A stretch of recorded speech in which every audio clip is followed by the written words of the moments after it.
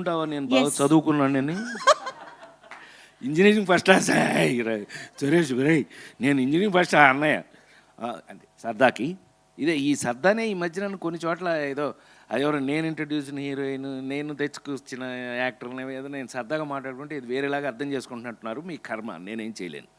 నేను అలాగే ఉంటాను ఎందుకంటే అన్నయ్యను కాబట్టి ఇంట్లో. ఏమన్నా నిజంగా మీ అందరికీ నేను మీ అందరి ముందు ఐఎమ్ కన్ఫెసింగ్ మై సెల్ఫ్. ఏ సినిమా యాక్టర్కైనా ఏదో భాషలు మనకెందుకు, మన భాష తీసుకుంటే ఏం తమ్ముడు, మన భాష తీసుకుందాం. ఒక పెళ్లి దగ్గర నుంచి ఎరనాన్న పెళ్లి దగ్గర నుంచి షష్ఠి పూర్తి వరకు కూడా, పెళ్లి పుస్తకం నుంచి షష్ఠి పూర్తి వరకు, పెళ్లి పుస్తకంలో పాట షష్ఠి పూర్తిలో పాట, ఈ జర్నీ ఒక నటుడికి సక్సెస్ఫుల్గా ఉంటుందా? ఉందా? ఉంది. నేనే. Thank you so much. నా కరెక్ట్గా మేమందరం ఫీల్ అవుతున్నట్టే మేమేం చేశాము, ఏం తీసాము దాన్ని ఈ రోజున ధైర్యంగా మైక్ ముందు నుంచుకుని ఏమై ఈ మైక్ పుచ్చుకొని మీ ముందు ఇవాళ నిలబడగలిగాము అని అంటే అది కారణం మీరే. మీరు చూడటం వల్ల మీరు ఇందాక ఇప్పుడు వీళ్ళు సినిమా తీయటం వరకు ఒకలాగా తిన్నారు నన్ను, ఇప్పుడేంటి తెలుసండి వీళ్ళందరూ అన్నయ్య ఆ సీన్లో నువ్వు ఆ డైలాగ్ చెప్పినప్పుడు ఒక ముసలాయన నిలబడిపోయి కళ్ళమిడి పెట్టేసుకుని చప్పట్లు కొట్టేస్తున్నాడు అన్నయ్య. రావాలి, అలా వస్తేనే మనం సక్సెస్ఫుల్ కింద లెక్క, లేకపోతే మనం ఫెయిల్యూరు, అంతే కదా. మనం అలా జరిగింది థియేటర్లో ఇవాళ కాబట్టి వీళ్ళందరూ అల్లరి చేసి పారేస్తారు ఆ కాలనీలో. అబ్బా గోల గోల, మామూలు గోల కాదు, వీళ్ళ గోల కాదు. అయితే మరి ఇవాళ మీరందరూ చూసి జనరల్గా ఏమన్నారు, కల్ట్ ఫిల్ము అని అంటే ఏమనుకుంటున్నారు మీరు? పెళ్లి పుస్తకం దగ్గర నుంచి షష్ఠి పూర్తి వరకు రాజేంద్ర ప్రసాద్ గారు మొత్తం అంతా మన ట్రెడిషనల్ గురించే చెప్తాడండి. మనకి ఇంట్లో పెద్దాళ్ళు చెప్పే సోది మళ్ళీ ఈయన చెప్పే సోది చాలా పొరపాటు. లేడీస్ టైలర్లో నేను చేయని గోల, పెళ్లి పుస్తకంలో నేను చేయని గోల, షష్ఠి పూర్తిలో వీళ్ళు చేయని గోల, మామూలు గోల కాదని మీరందరూ నీ పేరుతో పిలవట్లేదు చూసుకో, చివరికి నీ పేరు పోయింది. అదే ఒక యాక్టర్ యొక్క గొప్పతనం. ఆ నలుగురు సినిమా చూసి చైతన్య, ఆ నలుగురు సినిమా చూసి నన్ను రాజేంద్ర ప్రసాద్ అని ఎవడన్నాడు? రఘురామనే అన్నారు. కారణం ఆ పాత్ర సక్సెస్.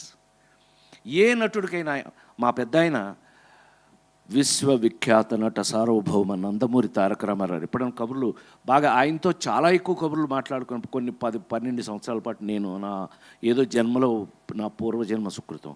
ఆయన అంటుండేవారు ఎప్పుడైనా, ప్రసాద్ మీకు విషయం తెలుసా, మనం ఎక్కడ గుర్తుంటాం, మనం వేసిన పాత్రలు గుర్తుంటాయి. ఏ యాక్టర్ అయినా లాంగ్విటీ ఉంది అని అంటే కనుక అతను వేసిన పాత్రలే అని పెద్ద ఆయన చెప్పేవారు. నిజమేగా మరి, నిజంగా మరి నిజమండి, 100% నిజం. ఇవాళ నాకు పవన్ నేను మనస్ఫూర్తిగా థ్యాంక్స్ ఎందుకు చెప్పాలి అని అంటే, అతను నన్ను ఒక మెచ్యూర్డ్ యాక్టర్గా చిన్నప్పటి నుంచి నన్ను చూస్తూ పెరిగాడు, అది వేరే విషయం. కానీ నా మీద ఈ కథ రాసుకున్నాడు. నా మీద ఒక మెచ్యూర్డ్ యాక్టర్గా పెళ్లి పుస్తకంలో పెళ్లి గురించి చెప్పిన ఒక నటుడు ఇతనికి షష్ఠి పూర్తి చేస్తే ఎలా ఉంటుంది? పైగా షష్ఠి పూర్తి కూడా నాకు చాలా ఆశ్చర్యం వేసిన విషయం, 38 ఏళ్ళు 36 ఏళ్ళు 38 అయింది లేడీస్ టైలర్ సినిమా యాక్ట్ చేసి ఆ అర్చన పట్టుకొస్తున్నారు ఏంటబ్బా. మధ్యలో చూడాలి నేను ఎప్పుడు అర్చన, పాపం నేను నాతో యాక్ట్ చేసిన హీరోయిన్లు అందరూ వాళ్ళు చూసింటారు కదా నిన్న రోజా వరకు, కానీ వాళ్ళందరూ నిన్న ఎస్వి కృష్ణారెడ్డి ఫంక్షన్లో కూడా వాళ్ళందరూ నన్ను చూసి గోల ఆ దెబ్బకి నేను గోల చేసి వాళ్ళు గోల చేసి గోల నాతో అట్లాగే ఉంటారు, అందరూ సరదాగా ఉంటారు. నేను అలాగే ఉంటాను, వాళ్ళు అలాగే ఉంటారు, తప్పే ఉంది.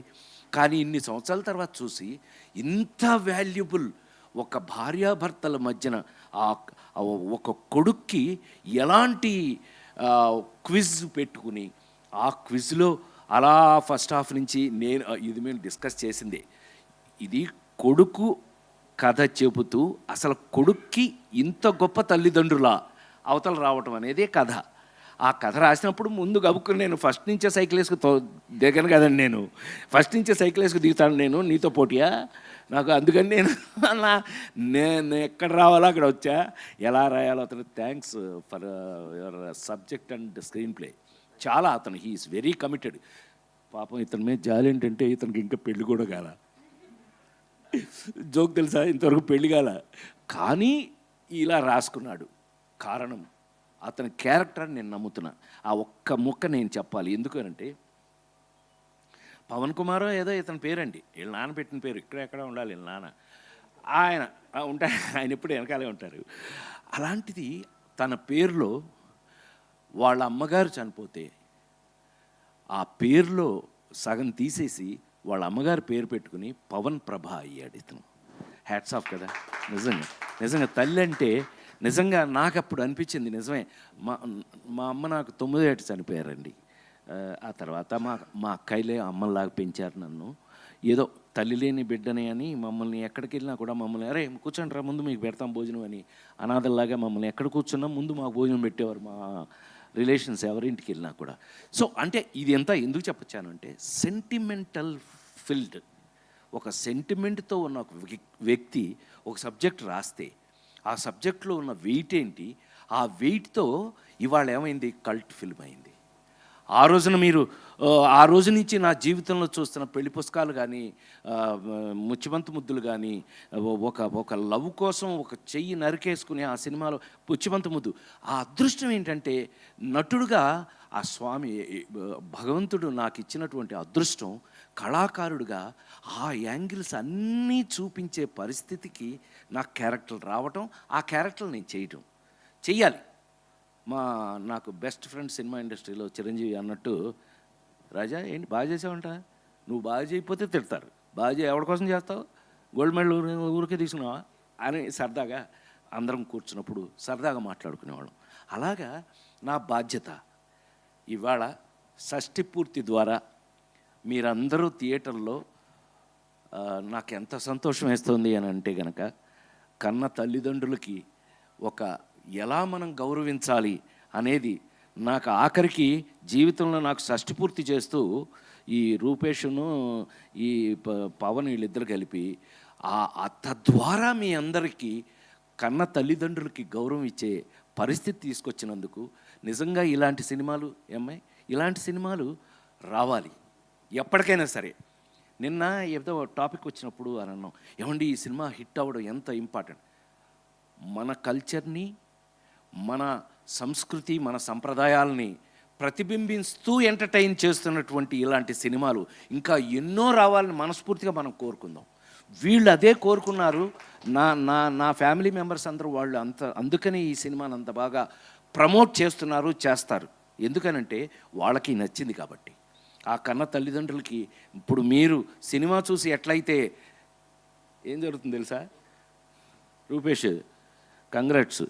ఎందుకో తెలుసండి, సినిమా చూసి నిన్న మా అన్నయ్య ఫోన్ చేశాడు విజయవాడ నుంచి. నాకు అన్నయ్య ఉన్నాడండి, నా 4 మగపిల్లలు 2 ఆడపిల్లల్లో మేమిద్దరమే మిగిలాం. అన్నయ్య ప్రసాద్ ఫోన్ చేసి, ఒరే రాజా వాడెవడో మా ఇంటి పక్కడరా సినిమా చూసి వచ్చాడంట, నీది చాలా బాగుందంట, మన ఇంటి పక్కన ఉన్న 10 మందిని తీసుకెళ్ళాడు రా ఇవాళ అన్నాడు.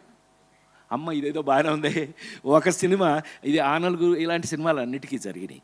ఫస్ట్ వీక్ నుంచి 100 days వరకు కూడా పెరగడానికి మా పిల్ల చెప్పినట్టుగా అది పెరగటం, రోజు రోజుకి దినాభివృద్ధి అయితేనే మంచి సినిమాగా కౌంట్ అవుతుంది అని నేను పెద్ద అయిన రామారావు పాదాల దగ్గర నుంచి చూసిన ఈ రోజు వరకు నేను చూస్తున్నటువంటి కంటి ముందు నేను చూసి నేర్చుకున్నటువంటి విషయాల్లో రోజు రోజుకి సినిమాకున్న ఈ క్రేజు, మరి ముఖ్యంగా షష్ఠి పూర్తి క్రేజు రావడం నేను 100% మనస్ఫూర్తిగా ఒక్కతన్ని బాగా అభినందిస్తాను. పవన్ ఎట్టి పరిస్థితుల్లోనూ అభినందించాలి. ఎందుకనంటే తను ఏం సెంటిమెంట్స్ అయితే ఫీల్ అయ్యాడో, ఏమైతే రాశాడో, ఏమైతే తీశాడో అదే మీకు ఇవాళ కంటి ముందు కనపడుతుంది. ఇది కానీ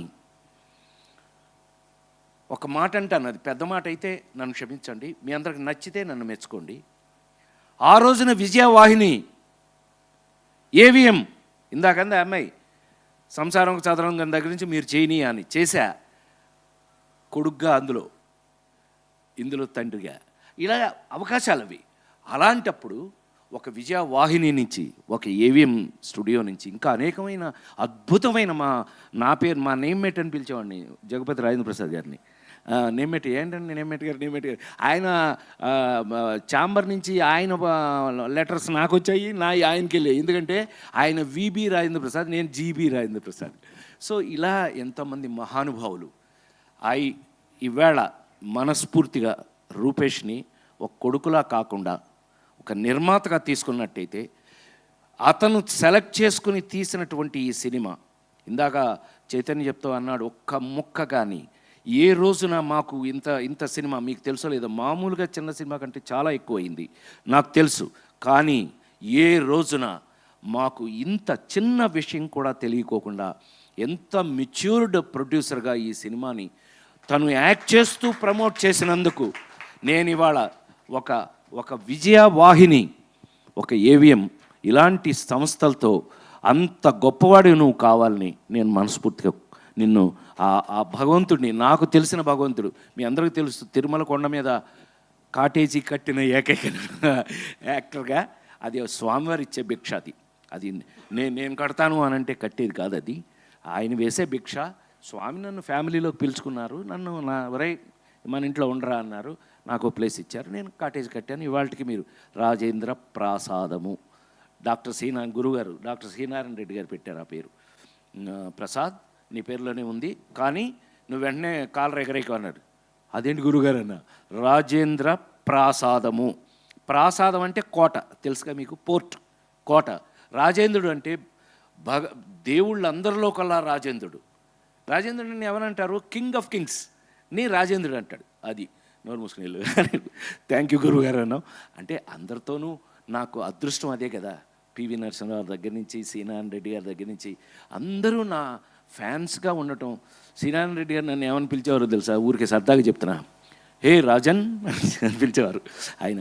అట్లా వాళ్ళందరి ప్రేమకి నోచుకోబడి, అట్లాగే ఇవాళకి కూడా నాకు అదే చెప్పానే, పెళ్లి పుస్తకం దగ్గర నుంచి షష్ఠి పూర్తి వరకు కూడా, పెళ్లి పాట దగ్గర నుంచి షష్ఠి పూర్తి పాట వరకు కూడా ఉన్నందుకు ఇవాళ మనం hats off to each and every పని చేసిన ప్రతి ఒక్కళ్ళకి. ఎస్, నేను ఇవాళ గుండె మీద చేసుకుని ఒక్క మాట చెప్పి ఫినిష్ చేస్తాను.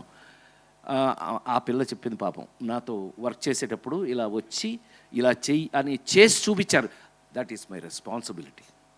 ఫిల్మ్ ఇన్స్టిట్యూట్లో నేను కొంతకాలం పాటు లెక్చరర్గా కూడా పనిచేశాను. ఆ లెక్చరర్గా నేను మూమెంట్ అండ్ మైమ్లో గోల్డ్ మెడల్ అయితే ఆ సబ్జెక్ట్ తీసుకోమని డివిఎస్ రాజు గారు నన్ను తీసుకెళ్ళినప్పుడు నేను పనిచేశాను కూడా. సో అలా కాకపోయినా నాకు తెలిసింది పక్క ఆర్టిస్టు వాళ్ళకి నాకు ఏమి తేడా ఉంటుంది? ఏమి తేడా? నాకేమైనా కొమ్ములు ఉన్నాయా? ఏం లేదు. నేను కొంచెం ఎక్కువ పనిచేశా, నాకు వచ్చినన్ని వెరైటీ క్యారెక్టర్స్. అది భగవంతుడు నాకు ఇచ్చిన పరీక్ష. నాకు భగవంతుడు నా మీద వేసిన, రేయ్ చేయరా, ఇది చెయ్యి, నువ్వేంట్రా పెళ్లి చేసుకుని పెళ్లి పుస్తకంలో ఇలానే గిల్లేసి శ్రీరస్తు శుభమస్తు పాడటం అనుకున్నావా? షష్ఠి పూర్తి చేసుకో. బిడ్డ ఎలా పెరిగాడు, ఆ బిడ్డ ప్రాబ్లంలో నీకున్నది ఏంటి? ఇక్కడ చచ్చినట్టు నువ్వు ఫేస్ యువర్ ప్రాబ్లమ్స్.